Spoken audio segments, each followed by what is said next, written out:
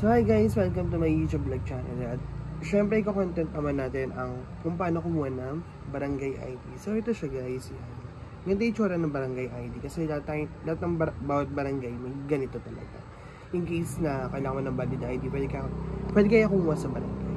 So guys, ang first step ng pagkuha nito is don't forget to hit like, share, subscribe my YouTube vlog channel @Brian_2191. So guys, ang first step na pagkuha ng barangay ID is pupunta kayo sa barangay mismo.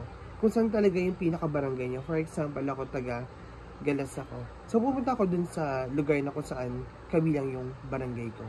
Then second is, magpe-prefer ka ng 60 to 100 pesos. Minsan kasi nakadepende yung print ng barangay ko magkano talaga.